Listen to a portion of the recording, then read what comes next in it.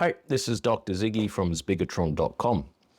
Ever wondered how it is that machines understand words? How is it that they're able to seemingly comprehend things like context and meaning and respond to us in the way that they do? Let's take a look at word embeddings in this video. Okay, so I'm going to jump onto the slides that we use for my lectures here to describe this concept of word embeddings. Now, word embeddings are part of what's called knowledge representation in artificial intelligence. The thing about machines is that they're clean slates. We have to feed them everything. They're just dumb, inanimate objects. The thing about machines as well is that when you represent something as numbers to a machine, suddenly the machines excel at operating with these things. So the idea with word embeddings is that we represent knowledge as numbers. We represent words as numbers. So word embeddings are vector or numerical representation of words. These numbers, these numerical representations capture meaning and context of words.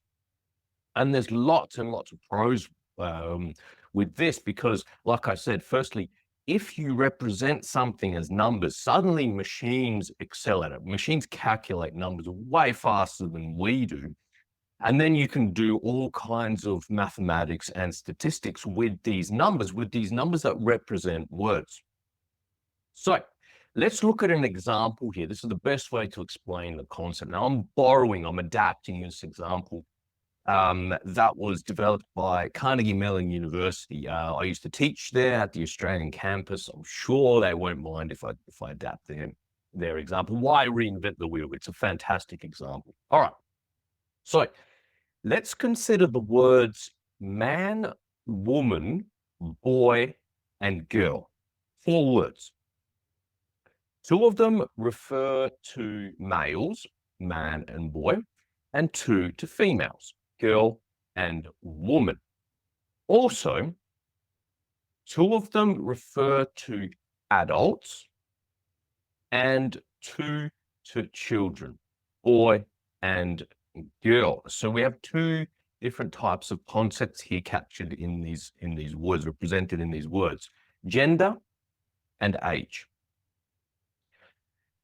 We can plot these words as points on the graph where the x-axis represents gender and the y-axis represents age. So if we have the gender on the x-axis and age on the y-axis like so, let's say that we choose to represent male gender as 1 and female gender as 9. And then on the x-axis, the age, it's a little bit more intuitive. The lower the number, the younger the age. So here we're saying boy and girl would be represented on the 2 level of the y-axis, and man and woman on the 7 of the y-axis. So we have plotted these 4 words by taking out 2 features of those words, the gender and the age, and we have them on a graph in a semantic feature space, as we call it.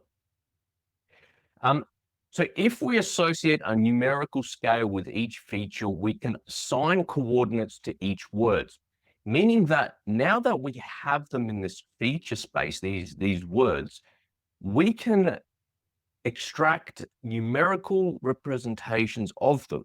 And this is what we do with these vectors. You might remember vectors from high school mathematics.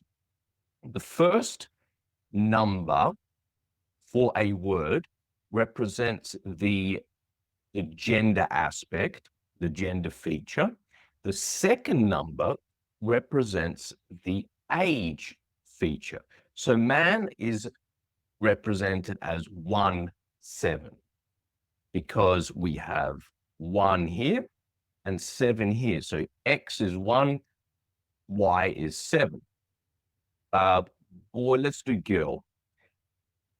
X is 9, hence the 9 here. And then Y is 2, which is the age right there. So we have 4 numerical representation. Now notice that each word isn't one number, but is composed of multiple numbers. That's important. We'll get to that in a second. Now, we can add new words to the plot graph based on their meanings. For example, let's add adult and child to this graph, and then also infant and godfather. Now, if you think about it, adult and child, gender and age, where would you put those? And infant and grandfather, gender and age, where would you put those? So infant and child, well, that word is neutral in the gender space. So let's put them in between the male and the female. And the age, then infant is younger than child. So we'll put infant down the bottom here, child we'll put over here. And adult is the same age as the words man and woman. But once again, it's in the middle. It's not defined as male or female. And then we have grandfather up here on the male scale here with the x-axis, and on the slightly older than the man for the age feature. So now we can add words to our list in these numerical representations. So grandfather is 1, 9. Child is 5, 2, because 5 and 2. What else? Infant 5, 1, and adult 5, 7. So we have expanded our the number of words that we have represented with these numbers. Now, let's consider more words. Let's consider the words king, queen, prince, and princess. These words have the same gender and age attributes as man, woman, boy, and girl. They have the same attributes. Therefore, if we were to plot them on the two-dimensional graph that we have, we would put them in the same place as man, woman, boy, and girl. There's no other way to distinguish them. The problem is that they don't mean the same thing. These, even though they'll be put in the same place, they shouldn't be, because they don't mean the same thing. So the way that we work around this, to distinguish man from king, woman from queen, and so on, we need to introduce a new axis, a new dimension. Previously, we've been working in 2 dimensions, x and y axis. But now we want to capture more information when we represent our words as numbers. So we add a 3rd dimension, and we're going to call this dimension royalty. So we have the age, gender dimension, and now we have the royalty dimension. So we can plot our points in 3-dimensional space. So here is our gender axis. This is our age axis. So if we just draw this plane here, this is our 2-dimensional plane that we were working with earlier, with woman and man here, and boy on 1, and woman and girl on 9. This is our 2-dimensional space. Now, queen is the same age, the same gender as woman, and more or less the same age as woman as well. So we need this 3rd dimension here. So now we have a 3rd axis, a 3rd scale that we are keeping in mind for each of these words. And you can see that royalty down here.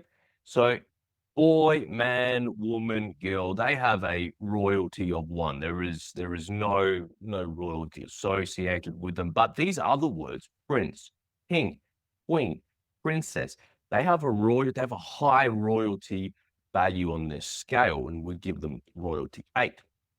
So now that we have 3 dimensions for each word, we have 3 numbers that represent these words. So the first number is the gender, second number is the age, and the third number is the royalty.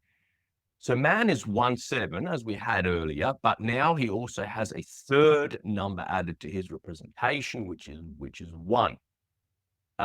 Woman, 971. But let's go to king. I'm going to just clear this screen a little bit there. So king has 1 for its gender, which is the same as man. The age is one more. Maybe kings are perceived to be a little bit older than the average man.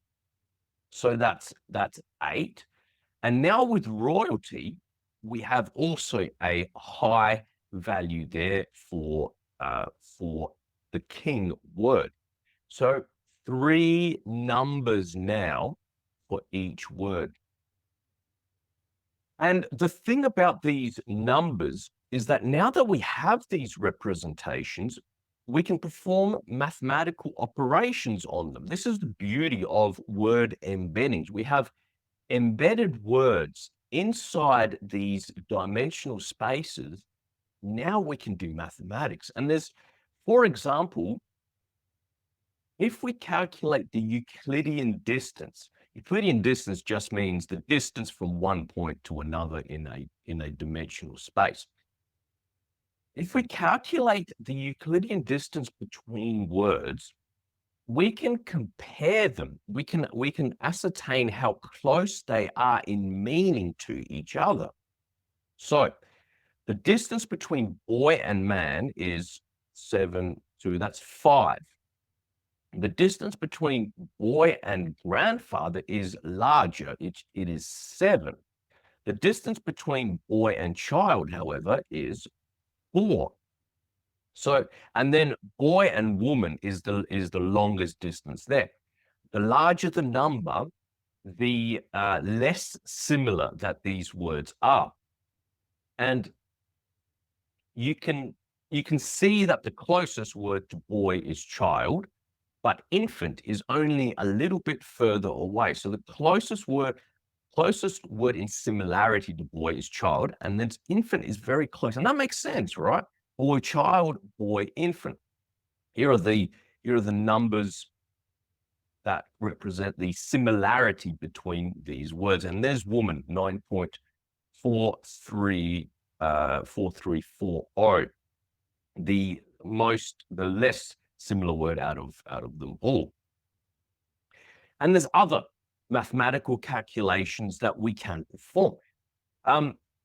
You can do this yourselves in your head, maybe. If we take king and subtract man and add woman, we'll get something very similar to queen. Now, this is astounding. When I first saw this, it was just, I take one word, subtract another word, so I've gone king minus man, add woman, and suddenly I get another word, which just makes sense conceptually.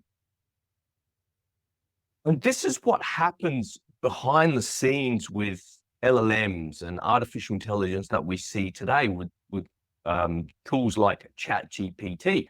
They represent words like this. The only difference is that when we have represented words here in 3-dimensional spaces, we have chosen 3 types of features to represent words, and we have 3 numbers.